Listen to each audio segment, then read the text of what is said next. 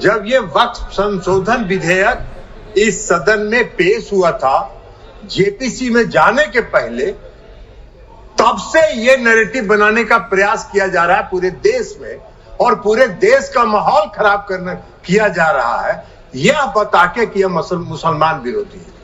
कहीं से ये मुसलमान विरोधी नहीं है, कहीं से मुसलमान विरोधी नहीं है। क्या है वक्फ? वक्फ कोई मुस्लिम संस्था है क्या?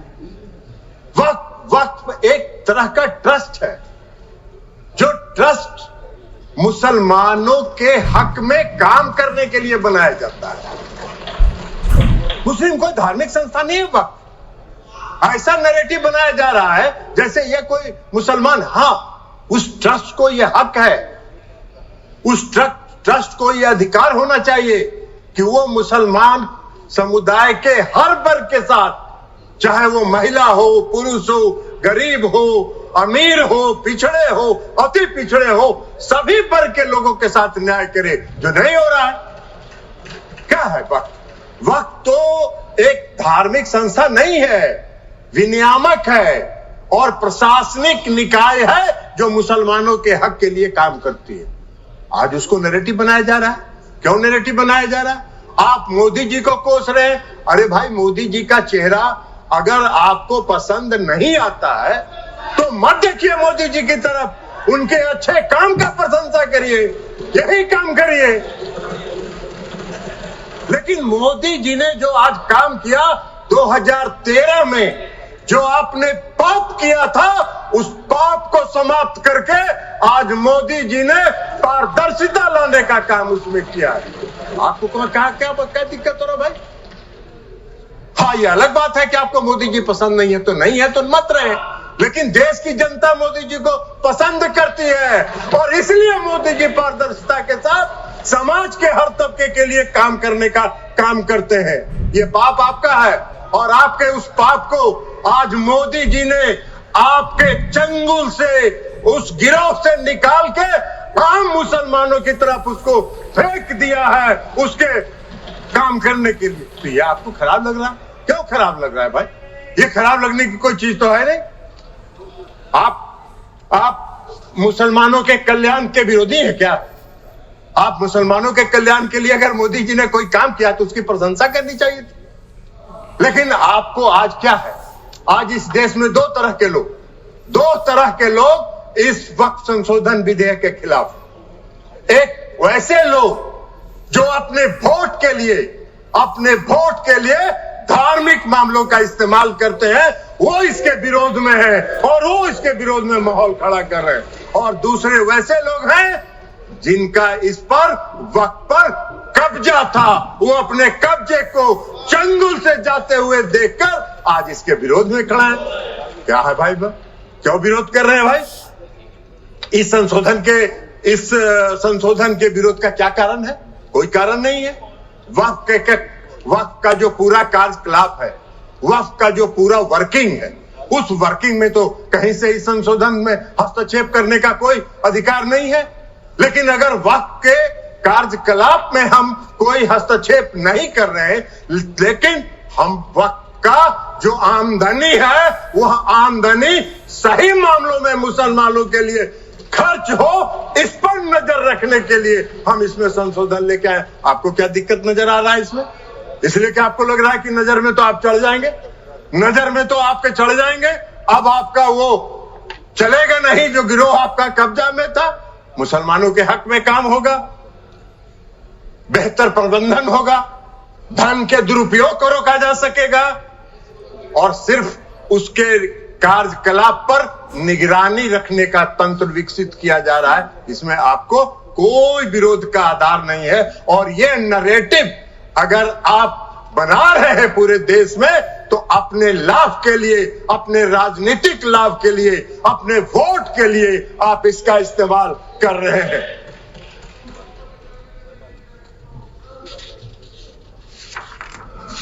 सभापति महोदया, इस संशोधन से क्या होगा? इस संशोधन से सबसे बड़ा फायदा क्या है? आज मुसलमान समुदाय के अंदर, यह नैरेटिव तो आप बना नहीं रहे, मुसलमान समुदाय के अंदर पसमानदा समाज के भी लोग हैं। आप जरा बताइए हमको, पूरे देश भर का उदाहरण देके बताइए कि पसमानदा समाज का वक्त पर कोई है, वक्त में उसका बेचारे का कोई से है? कितनी बड़ी आबादी है पसमानदा समाज की, उसका कोई से है?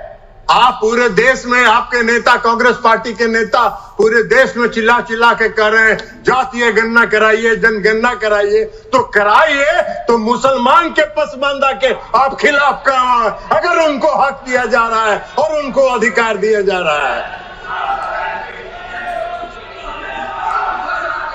आपको बता देते हैं, आपको बता देते हैं, आपकी सेकुलरिज्म की एक कांग्रेस पार्टी के एक नेता का कल हम देखे अखबार में एक बयान छपा हुआ है कि जेडीयू सेकुलर पार्टी है, उसको देखना है। अरे जेडीयू को और नीतीश कुमार को आपके सेकुलरिज्म के सर्टिफिकेट की आवश्यकता नहीं है, उसकी आवश्यकता नहीं है। आपको हम एक बात बता देते हैं, सेकुलरिज्म की आपकी परिभाषा है समाज को वोट के लिए बांटो, भावना की राजनीति करो और वोट लेके देश पर राज करो और राज करो। यह आपका सेकुलरिज्म का परिभाषा है। नीतीश कुमार जी का और जेडीयू के सेकुलरिज्म की परिभाषा है कि बिना कोई विवाद किए हुए काम करो, समाज के हर वर्ग के लिए काम करो। आपने तो इस देश में बहुत दिन शासन किया। आपको एक मिनट सुनिए, जयप्रकाश जी आपको बता देते हैं, बिहार में नीतीश कुमार जी 20 साल से बिहार के मुख्यमंत्री हैं। आजादी के बाद से आपने कब तक शासन किया? कांग्रेस पार्टी ने बिहार में कब तक शासन किया? आजादी के बाद से नीतीश कुमार जी ने 20 वर्षों में मुसलमानों के हक में जो काम किया, आजादी के बाद से आज तक नहीं हुआ। क्या हुआ? मुसलमानों के लिए नीतीश कुमार जी ने तालमी मरकज बनाया, हुनर योजना चलाई। भागलपुर दंगा हुआ था, किसके राज में हुआ था? वेणुगोपाल जी, आपके राज में हुआ था। क्या अन्याय किया था आपने मुसलमानों के लिए? नीतीश कुमार जी ने एनडीए के राज में भागलपुर के दंगा पीड़ितों को न्याय देने का काम किया। यह काम नीतीश कुमार जी ने किया। आपका सेकुलरिज्म की क्या परिभाषा है?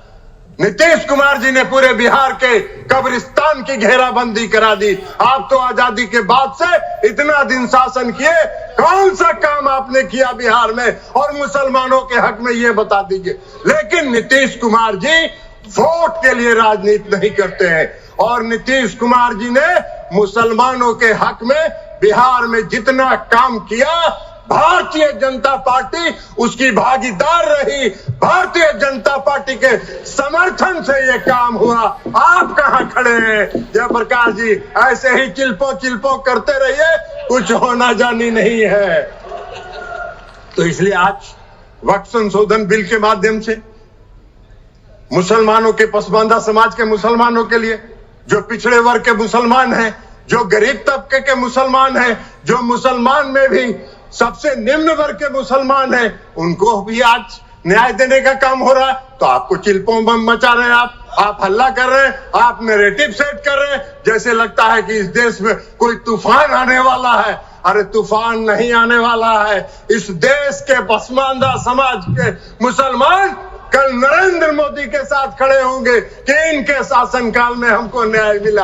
आप कहां नजर आइएगा? नैरेटिव सेट करते रहिए। और उसके बाद आप बताइए, महिला सशक्तिकरण की बात करते हैं, बड़ा चिल्लाते हैं महिला सशक्तिकरण के लिए कि महिलाओं को सशक्त करना है, कांग्रेस पार्टी महिलाओं को सशक्त करती है।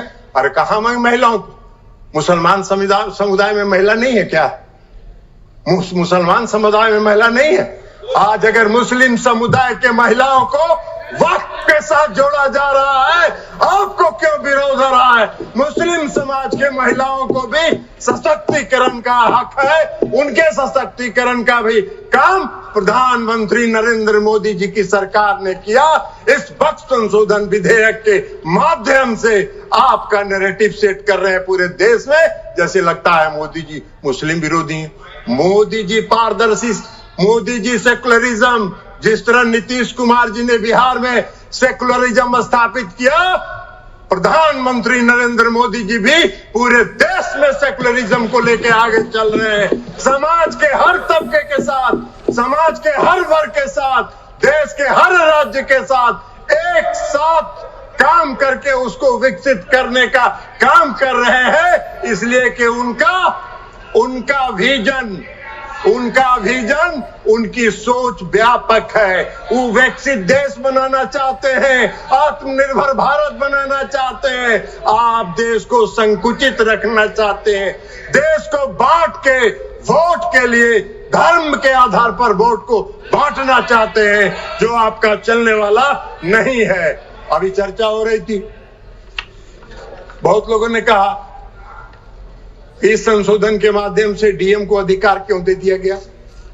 बहुत लोगों ने सिविल प्रोसीजर कोड तक की बात करी, हमको हंसी आ रही थी। सीपीसी से क्या लेना देना है? गाय का सील भैंस में, भैंस का सील सिंह जो है गाय में लगा रहे हैं।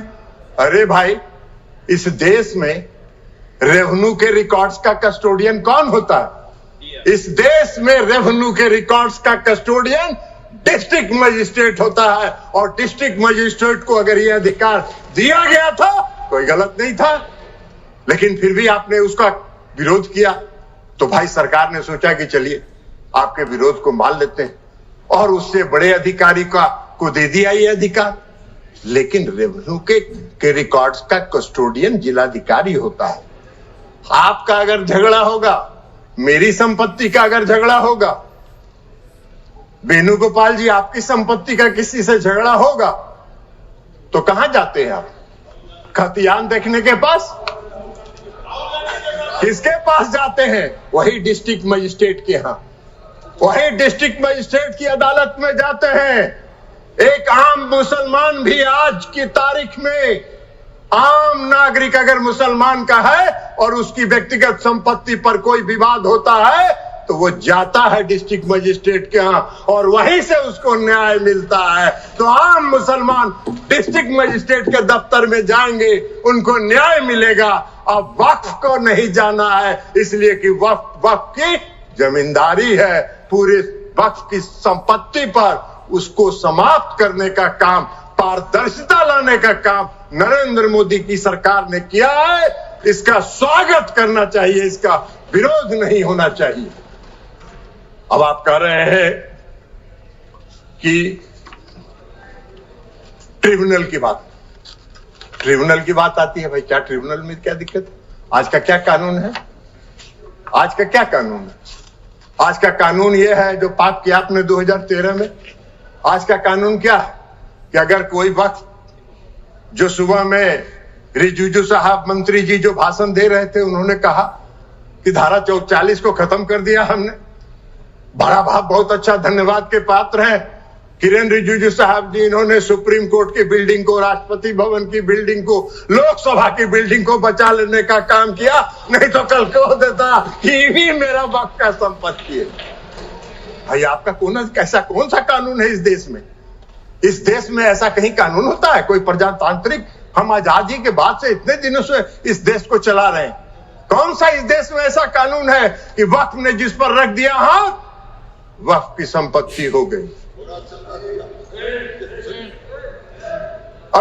अभी सेकुलरिज्म के इनके सहयोगी हैं, जिनके आजकल वेणुगोपाल जी जिस पार्टी जो है, जिसकी पिछलग्गू बनी हुई है, आज उनका भी वायरल हो रहा है।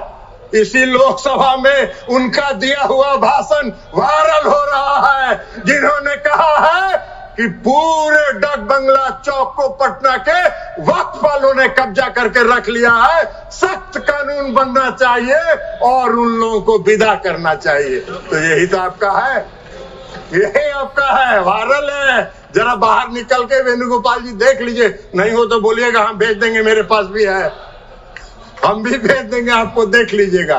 तो आप वक्फ की संपत्ति में को अगर आज समाप्त कर दिया उस धारा को, तो बड़ा बढ़िया काम किया। हम धन्यवाद देते हैं रिजिजू साहब के, जिन्होंने इस देश को बचा लिया और इस देश के कई लोगों को इस शिकंजे में फंसने से बचा लेने का काम इन्होंने किया है। इसलिए हम उनको धन्यवाद देते हैं। अब ट्रिब्यूनल की बात है। ट्रिब्यूनल में कोई ट्रिब्यूनल का क्या था भाई? कल इस कानून के तहत ट्रिब्यूनल में जाइए, ट्रिब्यूनल में जाके आप साबित करिए कि वक्फ का संपत्ति नहीं है, ये मेरा संपत्ति है, और उसको 5 साल तक 10 साल तक ट्रिब्यूनल सुनता रहेगा, और एक बार ट्रिब्यूनल फैसला दे दिया कि वक्फ वाले सही है, अब फिर कहीं नहीं जाइए, फिर उसी में रिवीजन फाइल करिए। यही तो आज का कानून था, जिसको खत्म करके इस सरकार ने पारदर्शिता लाने के लिए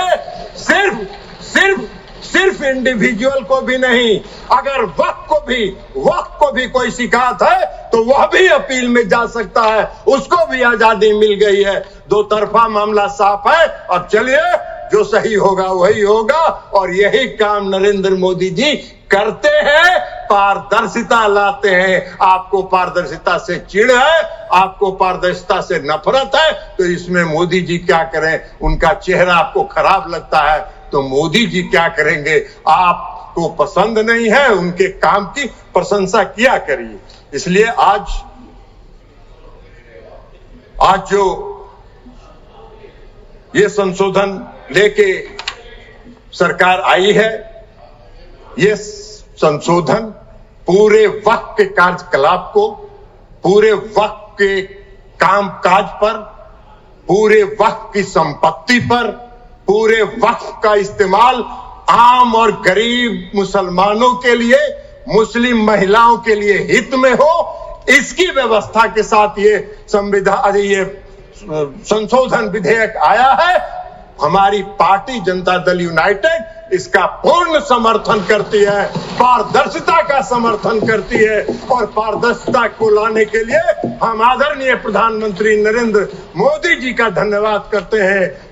अल्पसंख्यक कल्याण मंत्री किरण रिजिजू साहब का धन्यवाद करते हैं और अपनी बात समाप्त करते हैं।